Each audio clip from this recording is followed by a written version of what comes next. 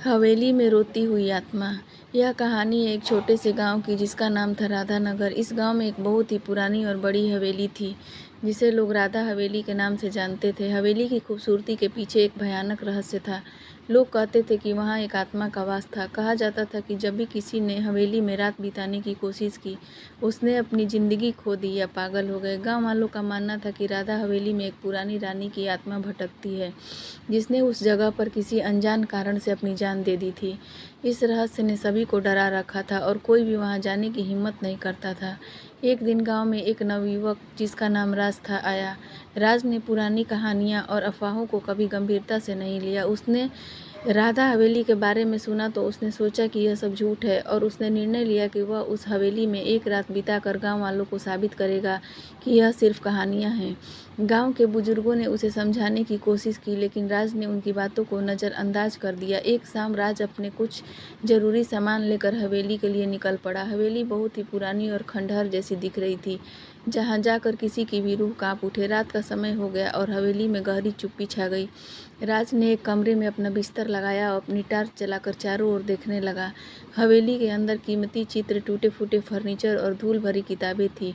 राज ने चारपाई पर लेटकर एक किताब उठाई और पढ़ने लगा लेकिन अचानक एक ठंडी हवा का झोंका आया और दरवाज़ा खुद ब खुद बंद हो गया। राज सहम गया लेकिन उसने खुद को संभाला और किताब पढ़ने लगा। तभी उसे लगा कि कोई उसके पीछे खड़ा है लेकिन जब उसने मुड़कर देखा तो वहाँ कोई नहीं था। उसकी दिल की धड़कन तेज हो गई। उसने सोचा शायद उसे भ्रम हो रहा है लेकिन तभी एक तेज चीख की आवाज़ ने उसकी नींद को उड़ा दिया।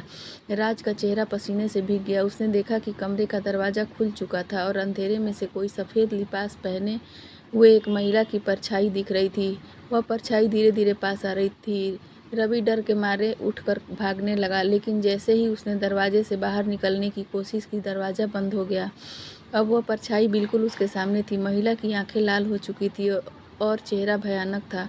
उसने राज से कहा, तुमने मेरी शांति भंग की है, इस जगह से चले जाओ। राज ने हिम्मत जुटाई और कहा, मैं यह जानना चाहता हूँ कि तुम्हारी आत्मा को शांति क्यों नहीं मिल रही। महिला की आत्मा ने आह भरी और बोली, यह मेरी कहानी है। मैं रानी राधा हूँ। मेरे पति ने मुझे यहाँ बंद कर दिया था और मैं भूख और प्यास से मर गई थी। मेरी आत्मा को शांति नहीं मिली क्योंकि मेरा अंतिम संस्कार नहीं किया गया। राज ने वादा किया कि वह उसकी आत्मा को शांति दिलाने के लिए उसका अंतिम संस्कार पूरे विधि विधान से करेगा। महिला की आत्मा ने उसकी बात मानी और गायब हो गई। अगली सुबह राज ने गांव वालों को सब कुछ बताया और सभी ने मिलकर रानी राधा का अंतिम संस्कार किया। उस रात के बाद कोई भी भूतिया घटना नहीं घटी और हवेली अब एक शांतिपूर्ण जगह बन गई। राज की बहादुरी से गांव वालों ने उसे सम्मानित किया और राधा हवेली अब गांव का एक महत्वपूर्ण हिस्सा बन गई जहां लोग बिना डर के जाया करते थे। इस प्रकार राज ने अपनी हिम्मत और समझदारी से न केवल अपने डर को हराया